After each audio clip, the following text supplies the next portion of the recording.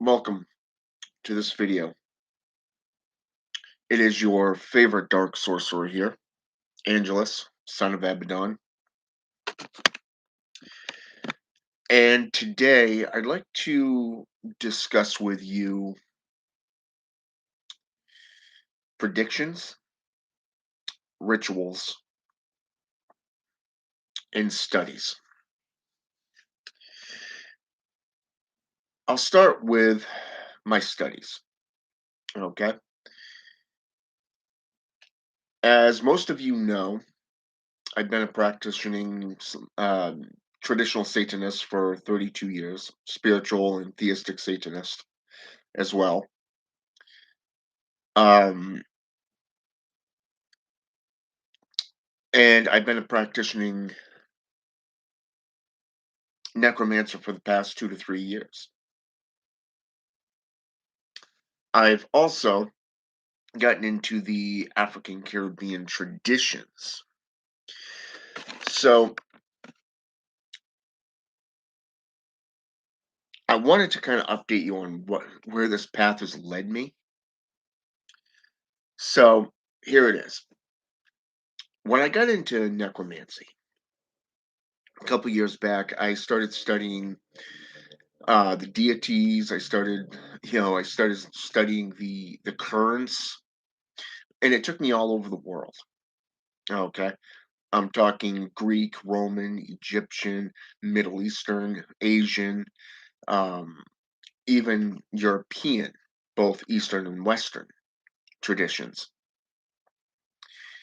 But once it took me into the African Caribbean traditions, this is where there was a click. The click was that there was something about it that held my attention.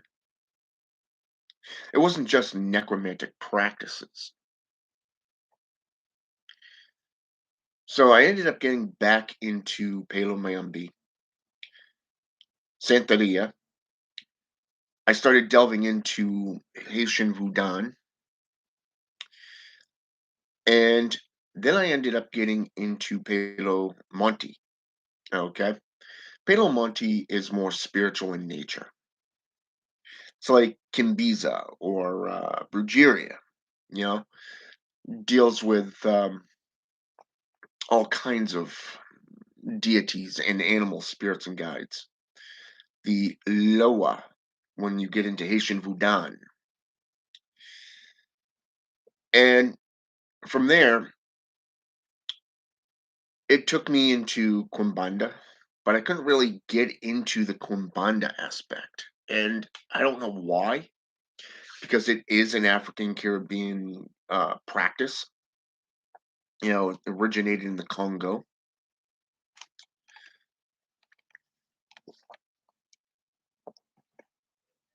but for some reason, I just could not get into it. I get about maybe 25 pages into any given, book or research, on Google or wherever, and it's just like I get bored. It's like something takes my attention away from it. So I finally got into Bulgaria and I started delving into that, and I've been practicing it for the last couple of months. I'm talking heavily. And now I'm getting into Obe, Obia. Okay. It's got a few different spellings, so you gotta pay attention to this on this one. Obey, Oba, and Obia. Just some of the pronunciations of it. But this one here is a very spiritual, but also personalized black magic type practice. And it's based off healing, but also it's based off sorcery, okay? Justice. So when we think of justice, we're thinking Hecate in the Greek pantheon. We're thinking Bugeria, because Bugeria is both healing and also justice. I mean, you look at all the tales, all the stories from Mexico and western United States. Same exact thing. There is so many different stories and depictions of a brujo or brua. Okay, so when I started delving into Oba, I found a lot of these systems relating to one another. Literally, they call them separate religions, but in fact, the tools are the same, the rituals are the same. You take Brujeria for an example. A Brua is somebody that really performs forms of, or feats of black magic. So when you get into Oba, it there's no particular god. There's no particular deities to worship. It's more spiritualized and physical practiced forms of magic. So people would go to a brewer to seek justice in Bulgaria. So when you get into Oba, it's basically the same thing. It's justice seeking. It's justice seeking. Haitian Voodoo, people will go to a Bokor. In Santeria in Palo, both Monty and Mayumbi. Mayumbi's more black magic, sorcery. Okay, so people will go to a Miramberos because their shit works. It's one of those type of practices that is both solitary, but they call on spirits, they call on the Orisha, they call on the Loa, you know, be it Baron Samedi, Dambella, you know, Papa Gedi, be it Oya, for an example, just a couple of examples of spirits that people would call on for justice, especially if you're seeking a curse or even trying to seek answers from the spirits. These are spirits of the dead. But Papa Gedi, on the other hand, is not a spirit of the dead. He was put in place as the head of the Gedi family by Baron Samedi, the lower of the dead. So you see what I mean? A lot of these practices and a lot of these traditions and the Caribbean systems are so much alike. Probably why I connected to them to begin with. So when I started doing rituals and rites, working with El Diablo, the devil, getting back into demonolatry and really devoting myself as a devout servant, been getting more into the spiritual applications of these these practices. These and trust me when I tell you, they are amazing, powerful, potent. The setups, the tools, the conjurations. I'm using herbs. I'm using um, how should I say this? Seals, and I'm using things that are closely resembling necromantic rites. So I mean, there's a lot of good stuff going on.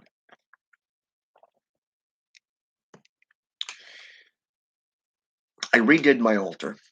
Only a select few have been able to view my altar, and the replies to the rituals. I've been using my cell phone through these rituals. So I mean, when I share the videos with these people, some will say that made me cry. It was so powerful. Others would say your altar is a beast. And it's like, thank you. It's humbling to hear this type of feedback from people, but and then you got people that are curious about, okay, how is this transpiring? There's a lot of spiritual communion going on in these photos and in these videos. It's very evident. So how are you connecting to them on this level? So the rituals that I've been doing, and it's kind of a mixture of religious practices. So in essence, it would go under hoodoo, not hoodoo, but hoodoo.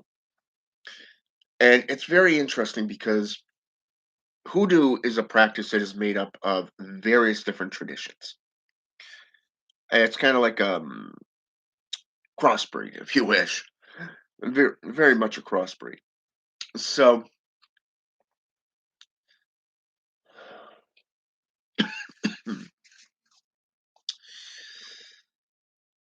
when you're using things like charcoal, you gotta or incense, you gotta look at the correct tools and the methods to allow the greatest burn, so to speak. What you can do with the ashes from former charcoal that's been burned down. Things that you can do with your former packs and offerings. And it's interesting to see this, and this is why. A while back,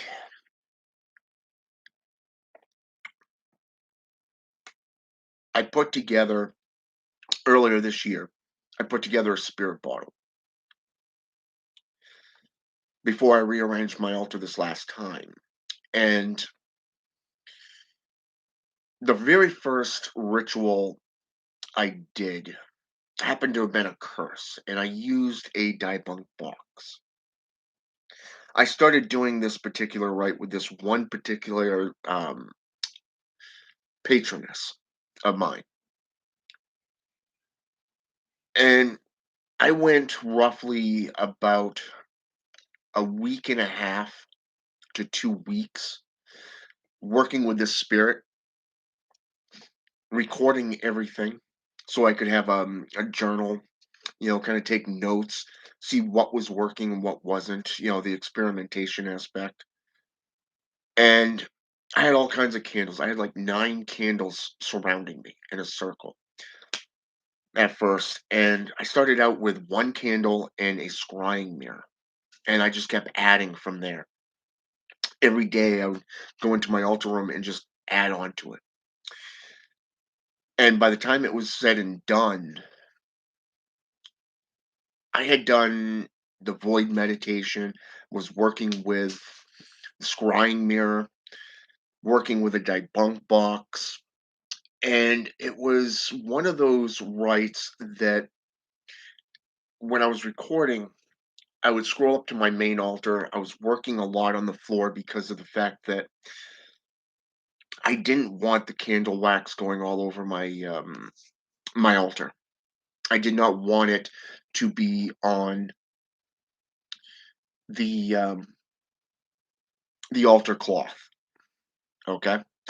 So I did it on the floor, and in one instance, I had some cardboard that I had set over the circle of empowerment, and I placed the die box on it. I placed the curse, the cursing jar on it, and I drew all kinds of symbols on both, and it was used for the intent of destruction. So I even had inside the circle of empowerment, I even added in the triangle of evocation. This really amped up that spell and took it to a whole new level. I added 3 candles in the center of this circle of empowerment. Like I said, I had 9 candles going in the around the circle. I had another 6 on the altar on itself. So you can see this was no small feat. This was no small ritual. This was everything that I had, that I was really putting in, and some of this was really experimental. I've heard stories of debunk boxes in Jewish mythology where you ensnare a evil and baneful spirit, and I wanted to use this for this specific target because of the fact that I was being paid to do this right. So it was, what's the best way to eliminate somebody but to trap them. And a debunk box is literally one of those hells that you cannot get out of unless you're set free by somebody else. And it was funny because of the fact that even the cursing jar that I had inside of it, that I finally put inside of this debunk box, was meant to tear down the enemy and the target into literally flat out pure suffering, the endless death. There's an old expression, an old proverb which says, "To kill a man is easy, but to remove everything that that individual cared about will be like 1,000 cuts." Okay, and this is an old Asian. This is a Japanese um, proverb. You know, samurai to be precise. It's Bushido. So when you get into this, it was a full-blown ritual. It was a full-blown rite. And by the time it was said and done, it was like I got that notion. It was like I knew it was done. I just knew it. There was no ifs, whats, buts, or whatever about it. It was done. Just done. The spirits that I had contacted went forth. The energy was so high. I mean, you consider we had a heat dome that literally covered half the freaking United States, the eastern seaboard, by the time it was said and done. And it was the energy and the heat. I mean, in this deprivation chamber where I performed this rite lasted, even to this day, it is hot in there. I mean, it's 32 degrees outside. And you walk into that chamber and it is like you're in a boiler room. So you've tapped into something. You've opened a nexus, a doorway through the seals, through the rites, through the summonings, the invocations, the evocations, and through the magics, the mystics, the symbolism. It's there, and you know it because it's very evident. And even my better half still accuses me, "What did you do to make it so fucking cold outside?" Or how hot it is, and it's like, I just do my shit. That's it. So I ended up taking an old whiskey bottle, Fireball. And this is just over the last few weeks, the last 2 or 3 weeks, is I took an old, one of my former bottles of Fireball. I rinsed it out, I cleansed it, and I started using it for the ashes. Anything from the incense sticks that is on the floor, I would sweep it up and put it in, or I would take the charcoal that's the little charcoal that's already burned through, and I would put it in. Okay, you put it into that bottle, and it is a little messy, but you may have to do it 2 or 3 times, to get all of it in there. But it's there. So, and I started using it because I wanted it to be my altar room is basically death. It is a living death. Basically, it's an altar of death. It is a spiritual nexus. It's a portal. So I want I wanted to put things in there that resemble death. Fire can kill. Water can kill because you can drown from it. Except for I don't really use water in my altar room unless I'm going to be in there for hours, and I'll take a bottle of water in with me. So but mostly I use ash.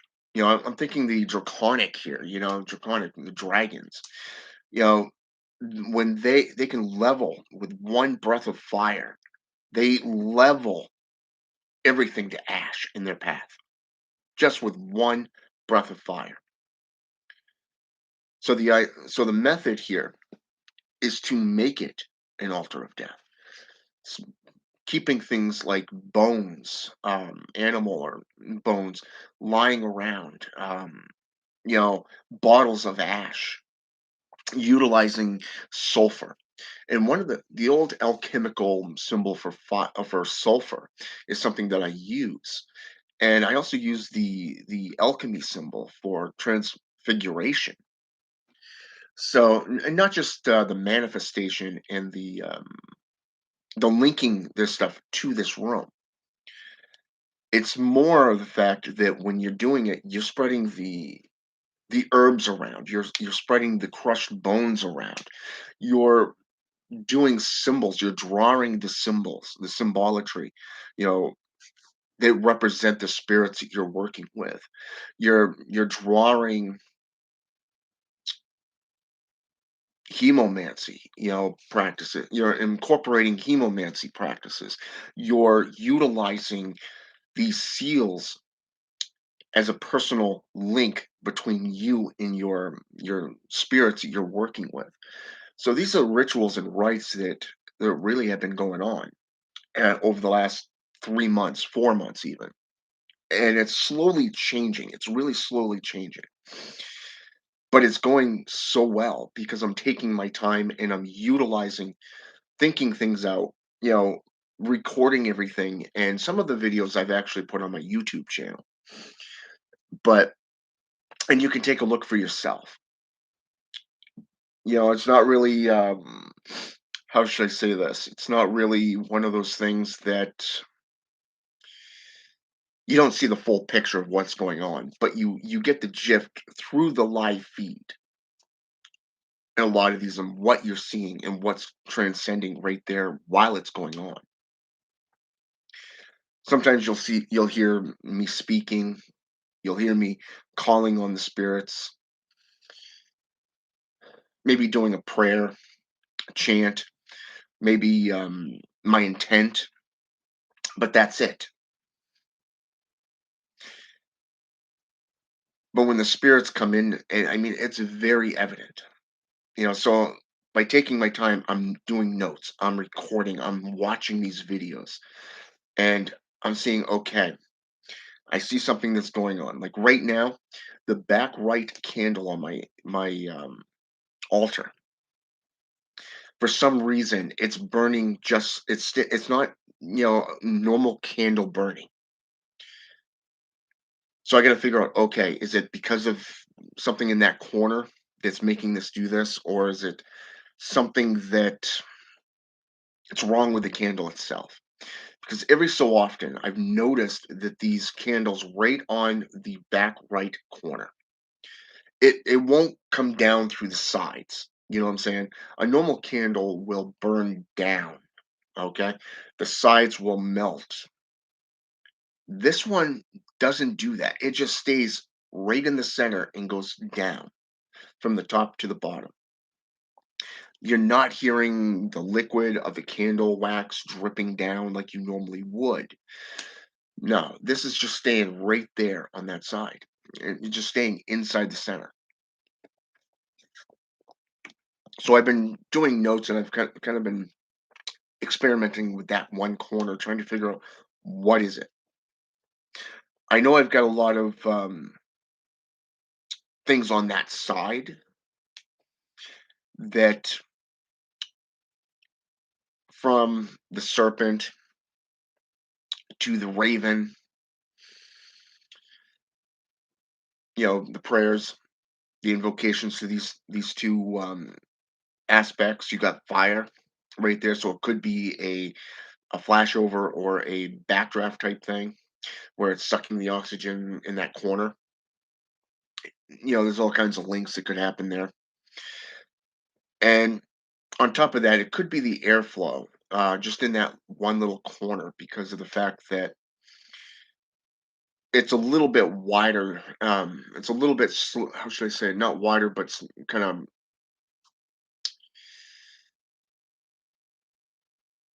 enclosed in that corner. Whereas in the other corner, it's got a lot more breathing room. But it's still but the candle flames do the same. You know what I'm saying? So it is about experimentation. It's about note taking and studying what you're doing. It's not just studying the paths that you're researching and getting into, but it's also about note taking, journaling. The journals that you write will help you master the alchemy of those systems because you'll be able to incorporate and remove things that are hindering you. Okay. And in this case, I may even redo the upper portion of my altar just to see what's going on and see what I can do there. So I don't know. I'll have to, like I said, continue to record and experiment in that corner. But for now, my studies are going good. The rituals are going good. As you know, it is the witches' Sabbath still, October 26th to the 6th of November. I've been really focusing on the dead. I've been focusing on my rituals and offerings to them. I've been, praying to those that I've known over the years that are no longer with us. And I've been calling on the spirits as well. Over the last few nights, I've made two different blood pacts, renewing my oaths, renewing my commitments and my dedications to the systems that I am involved in. And this is something that is needed from time to time, especially once a year. In Satanism, we do what is known as a black mass once a year. Okay. This not only realigns us with Satan, but it also realigns us with the current and the energies. It's also a way to rededicate and commit ourselves stronger, fuller. Because if you've been doing your studies properly, recording and experimenting your rituals and rites, and incorporating what you're learning, then guess what? Each year you do this, your connection is going to get stronger. You're going to have a much more in depth powers within the systems, and it's going to be evident. Over the last few weeks, I've been doing cartomancy once a week, sometimes twice a week, right on my YouTube channel, kind of helping people go along in their journeys. Divination of any kind is a form of method of prediction, but it's cartomancy, I find, that is one of those systems that they just don't lie. The cards don't lie. You can lie to yourself, people can lie to you, but guess what? The cards read you. They know what it is. So last year, I did a prediction based off numerous cartomancy readings. And quite a bit of that has actually transpired now. When they upgraded the rights, the community, Mirandi to both YouTube and Facebook, I predicted that they were going to start targeting the left-hand path. And guess what? They started earlier this year, about a month or two back, they started attacking left-hand path groups on Facebook. And now they've started attacking individuals because of sociopaths, and they're not understanding the difference between a cult and the occult. They're just assuming they're one and the same. So even through cartomancy readings, you can steer yourself through that proverbial minefield. You can even help guide other people through these predictions. I've had people come to me and they've paid me for my services in this area because of the fact it's so dead on, and it's interesting to see their reactions. I do live videos one on one with them, or I'll talk to them on the phone. I'll have my earbuds in if I have other people here, just so I'm the only one that hears what they're saying, you know, and it's intriguing to see their reactions because of the fact it's like, okay, I'm being duped, I'm being scammed, I need to refresh, I'm tired, I'm exhausted, whatever. Okay. There's so much that the cards can reveal. And a lot of people, when you see people doing cartomancy readings online, modern day tarot cards, cartomancy goes back to the 11th century. It's not until the 16th century that it became known as tarot card reading. And so you got centuries prior to that that people don't really give a shit about. So as I'm saying this, it's more or less that you see people doing maybe three three-card reads, if not five-card reads, but they don't go any more than that. I mean, you look at the decks that you can get. I own 7 cartomancy decks, 2 room decks, 2 Ouija boards, okay, and I have a pendulum, okay? So, I mean, and on top of that, I use pyromancy, hydromancy, necromancy, necromancy practices within this area. And it's interesting because I had a client look at me one day and he says, this client looks at me and says, I paid you the price that you said, and you answered every single one of my questions. Every single one. You didn't charge for these extra questions. You didn't do nothing. You just took that one payment. You did what you're reading that I paid you to do, and it's there. Okay. But others will sit there and con you out of your money. They will keep charging you for each question. And it's sad to see that because it is there, which is why I recommend that you know what you're doing.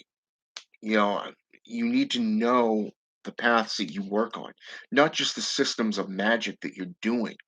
This is why experimentation, this is why note taking is very important. Why you have a grimoire, why you have a dream journal, why you have a journal in general, because you can write down your practices. You can write down your rituals, your experiments, and modify as you go to make those rites and those rituals more potent over time. This is what a practitioner does. This is why in the European systems, the witch and warlocks were known as the keepers of the wisdom, the sacred divine wisdom. It wasn't until JCI got involved that the warlock became an adversary and a monster, something to be put down. It's like a Miramberos or a Bokor. The same exact thing. A Darak even. They're viewing them as evil. It's like number one, Satan is not evil. Depending on the region that you're in, you know,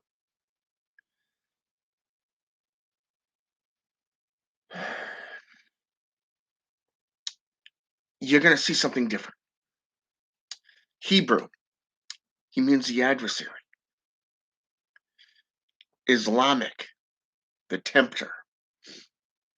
Jewish, the accuser. Okay? But when you get into the individual texts where this stuff was taken from, like the Talmud, the Zohar, the Jewish Haggadah, the Munich manuscripts, or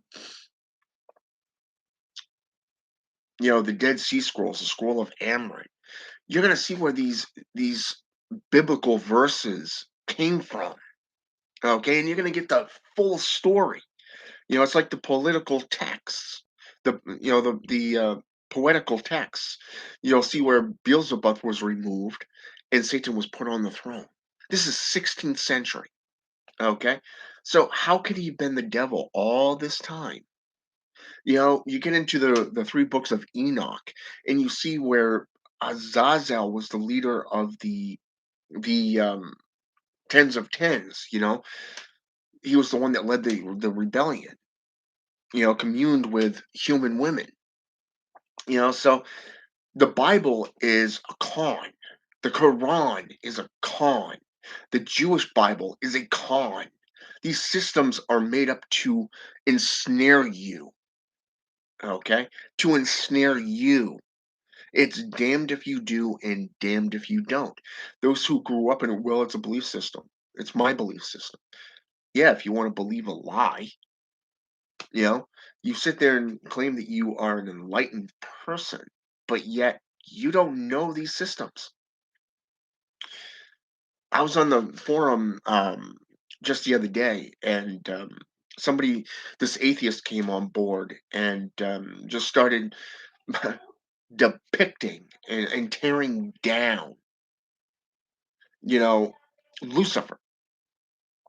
And I got under there and I blew his ass out of the fucking water. Sources, regions, and people just sat back like, holy fuck. You know what I'm saying? This is what I'm talking about. When you predict things and you do your studies and you know the currents because of your rituals, this is shit that happens. You're gonna find these idiots that come on board that will sit there and limit you to, say, biblical or one region, and it's like, why don't you get into these other regions? Like Phosphorus in ancient Greek. What about Set in Egyptian? How about Loki in Norse mythology? What about Supe in Inca? Hmm. What about all these devils going as far back as Mesopotamia or, say, for an example, Asian communities? Demonolatry. You what was it? You go into Anton Zandalavay's Bible and you go underneath the invocation of Satan in the book of Balaam. Okay, you go underneath the naming of names. Underneath that, you got at least 15 names, if not more, of just devils from various different systems, different regions of the world. And yet they always stick to the Latin morning star. So much for doing your studies. So much for, doing rituals where you're connecting with these spirits. You know what I'm saying? This is stuff that happens and you're going to come across it. So, but yeah, I blew his ass out of the water. And last time I looked, I had quite a few hearts, a lot of comments saying thank you for putting that. And it's when people hear the truth and they literally see the truth for themselves. You're giving references, you're giving uh, sources because you've done your research, you've done your homework. Okay, if you go into Slavic witchcraft, you're going to have Chernobog. Okay, Hebrew, Jewish, and Islamic, you have Satan or Shaitan. You know, Lucifer. Um, on whole Mesopotamian, you have Mephistopheles. So you got different perspectives of who the devil is or what a devil is. Okay, and it goes as far back. I mean, once you had the Solomonic practices, the clavicle of Solomon, the Goetia was actually taken out of the Jewish system, and it's interesting to see because of the fact that the 72 goetic demons were usually, I wouldn't say usually, but more originally were the 72 jinn. So you got to look at Christianity as well and where um, they were at the time when these things were encountered, because you're going to see the corruption take place of where they stole from these systems and incorporated into their biblical accounts. Okay, unfortunately, they only speak on 15 different entities within the Bible, but they forget their own history. So it's forgetfulness of past orthodoxies. And the funny thing is that when we're talking spiritualism, like say Satanism, the Church of Satan, these atheists are the exact same way. Okay, they have violated every single Mirandi that they have, every single one. I'm talking the 9 sins, I'm talking about the statements, the rules of the earth and everything. The 11 satanic rules of the earth, the 9 satanic statements, the 9 satanic sins, and the 21 satanic points. They violated them all, which is why I've said in the past, I do not consider atheistic Satanists to be part of Satanism. They are a cult, they are wannabes, plain and simple. So, this is why it's important to know what you're doing. It's why it's important to delve face first into these systems, experiment with them, and delve into these systems for yourselves. Okay? You want to learn the truth? People are going to limit you. They'll sit there and put class, creed, whatever. And now, because of the predictions of that I made last year after around the time of the killing in England. I was doing cartomancy and I was doing these full reads, and I noticed a pattern emerging because I was asking about the future. I was seeking what is coming up. What is it that we need to be observant on? And it kept coming up under death. It kept, the death card kept coming up, the tower kept coming up. Um and a few other cards that just kept popping up, and I called it. I wasn't expecting it to be EA wedding, but or Bog, but here we are. You know, his entire forum got taken down. But a lot of people don't realize that YouTube, not YouTube, but Instagram is actually owned by Mark Zuckerberg. Okay, a lot of people don't realize that. So Mark Zuckerberg and his company started attacking witchcraft. I'm talking pagan and Wiccan sites, satanic sites on Facebook, limiting and violating the freedom of religion and freedom of free speech right here in America. And this is violating the United States constitutional rights of the people. Okay. And I did catch EA Quetting's short interview, his reply and how he's getting attorneys. And I'm glad he took my advice on it. I am, because it is his company. It is, you know, number one, it is a company. Bog is a company, and Facebook, Mark Zuckerberger and BBC News is literally, basically, Zuckerberg's company is limiting his business, affecting his income. Okay, so right there, the right to have a business, which is the 1967. There's a kind of a toss up there because it's 1964 to 1967 Civil Rights Act. So of being able to earn money and to perform things, feats. And this is something that the Parliament Act in England, you know, limited because it falls underneath fraudulent activity. You know, foresight, which again is a tied into Christianity. Okay. So when they started attacking him, number one, they're limiting his voice, freedom of speech. They're limiting his religious practices. Again, the First Amendment, because he has doctrine, he has followers, and he has a foundation. That's a protected religion, a United States constitutional right. And any court of law has to uphold this. Okay. They have to uphold it, because if they don't, then they themselves are in contempt. Okay, they're committed perjury and they're committing a crime. Okay, so a judge has to uphold his religious freedoms, not just the freedom of speech. The BBC News basically is just slandering him of defamation of character because he's had no, accusing him of ordering a hit, basically. And it's like, no, he didn't have any contact with this guy. He said it himself. He's been going over his forum, and there's no evidence this kid was even on there. But yet, BBC News accused him and stated that this kid was a frequenter of his Patreon, his forums.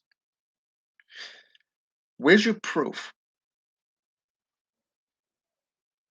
That's all I got to say is where is your proof? If you are making an accusation, you are committing a defamation of character. Therefore, EA Coetti can turn around and sue your ass in a civil suit. Isn't knowing the law fun? I'm just saying. So I mean, you look at this. You look at this channel for just an example. I have followers here, people who have subscribed to my channel. So number one, this could be considered a foundation. My content is my Bible. You are my followers. Right there, this falls underneath protected religion. I may do this as a education aspect. And yes, I do show rituals from time to time. But think of it as a how-to manual to become a practitioner, to seek out the truth.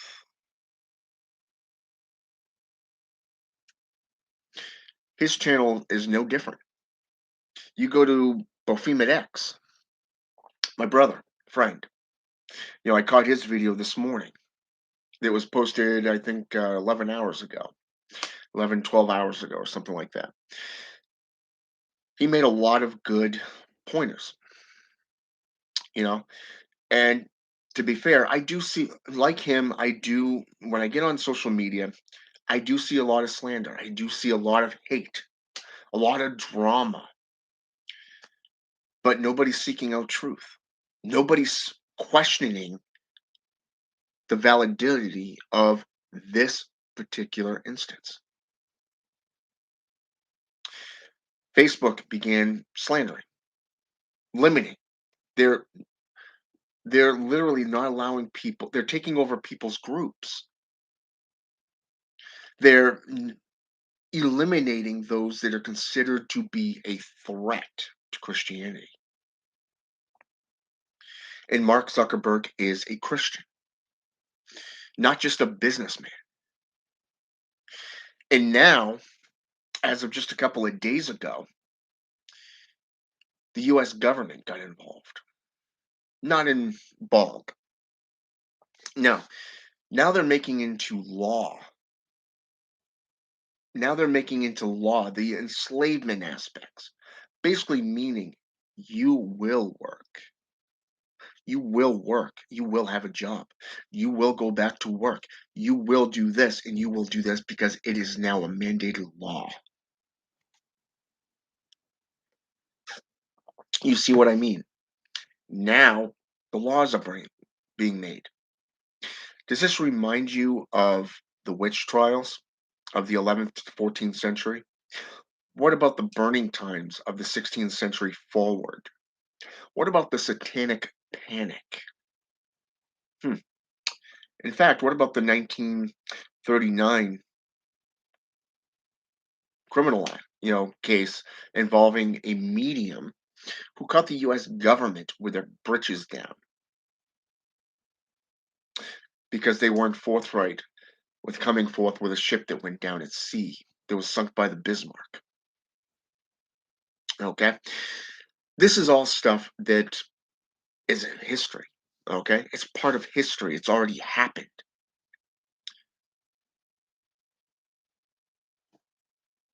You claim to be enlightened. We've claimed to get away from this shit. Learn from it. Get away with it. To get away from it. We've grown out of it. Bullshit. That's all I gotta say. Bullshit. We still have racism. People's rights are still being trampled on. False accusations. People are attacking others. You're still waging war. Religious warfare.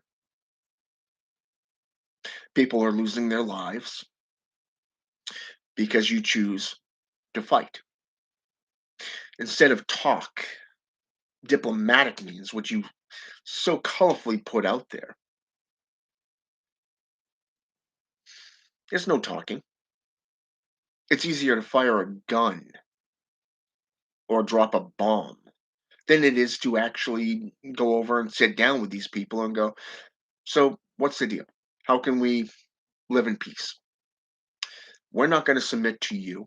You're not going to submit to us. So why don't we compromise? Biden sits there and talks about compromising all the time. Just about every single video that he's done for a news conference, he talks about negotiations and dealing with laws and putting forth things.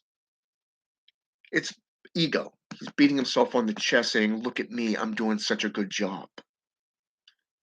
Government hasn't changed. Nothing in this world changes. The world changes, but people stay the same. There's way too much fucking drama. You can't just live your life and do what is necessary for you and those who like your content. Again, you got to study, know what you're talking about. You got to know what you're talking about.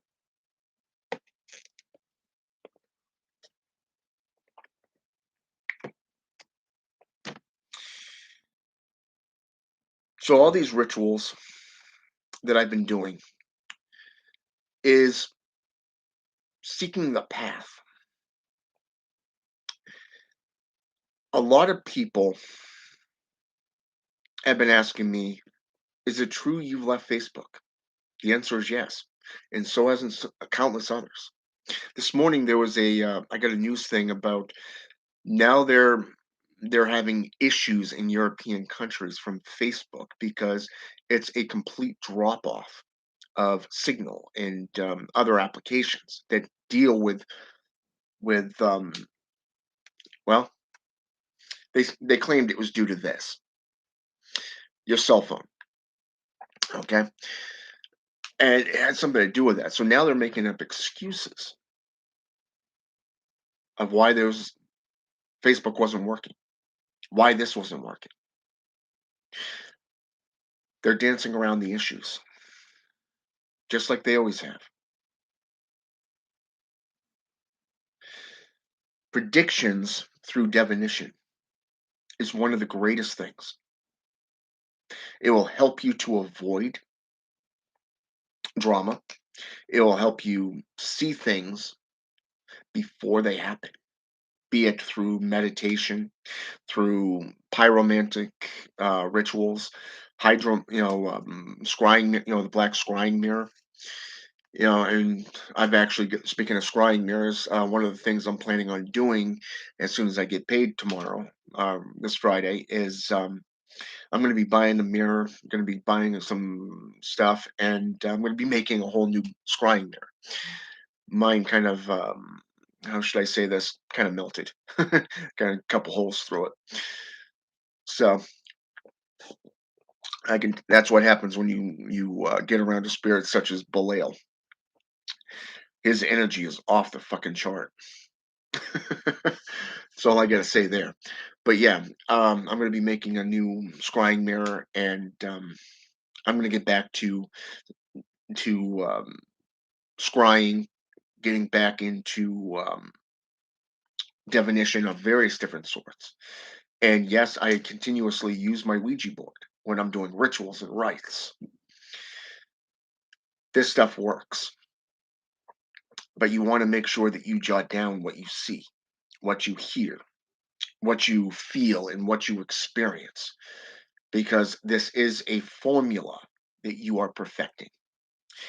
Think of it like chemistry. How do you create a substance? You use the tarot card known as the Tower.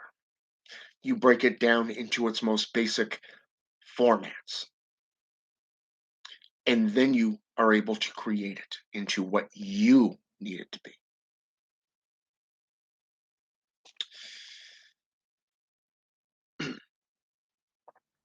Think about it. Rituals, studies, and predictions. All of these things play a huge part in occultism. Did you ever stop to wonder why people feared practitioners? Or how about in the old days, the ancient days, why practitioners were held in such high esteem? In African based communities, a practitioner lived right next to the king of the village. In European traditions, they either lived right on the outskirts of town or they lived out in the boondocks. But they were highly respected and they were highly feared because they can make you or break you, heal you or destroy you. People either paid cash or they gave furs, fish, something of equal value for their services. This is right in history. Look it up. But I want you to understand this. I want you to understand that I'm not the only one doing this stuff. Okay. I'm not the only one who's teaching. I'm not the only one who's practicing and researching. There are other well known practitioners out there. My brother, Behemoth X, you know, this guy's rituals are amazing. I've learned a few things from him, things I never thought I would be using in a destruction ritual, like sea salt. But after getting into Progeria, getting into, um, you know, back into Palo and getting into Oba, Obe, okay? Even Voodoo practices, I mean, you're utilizing gunpowder, in Palo Mayumbi, or you're using sea salt within various different aspects. I mean, Europeans, the good luck, the cleansing of the salt, you know, toss, the folklore of tossing the salt over your shoulder type thing for good luck. Or if you get into Mexican and Brujeria practices, it's used for cursing. So I mean, there's a lot that goes on in this, and it's interesting to see it. So you got to know what you're talking about. All right. Now, some of you may be trying to comment. I don't know. There's nobody. There's something going on over here. I'll have to have my better half look at it when she gets home tonight from work. But she won't have time before work. She just pulled the double, so she's sleeping. I'm not going to disturb her on that. But I don't know. But anyways, so yeah, I want you to consider these three things: predictions, studies, and rituals. How do they go hand in hand?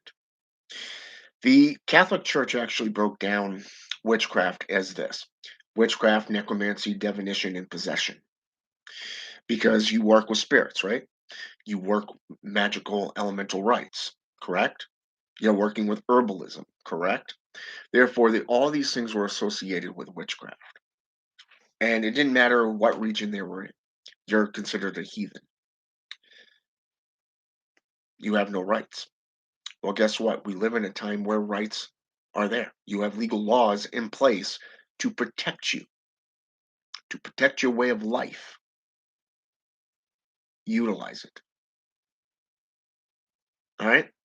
So I'm going to get off here. I've taken up enough of your time. I could literally talk about religion for hours, even history or mythology, but Yeah, I try to keep it around 30 minutes to an hour. So, all right, have a good day.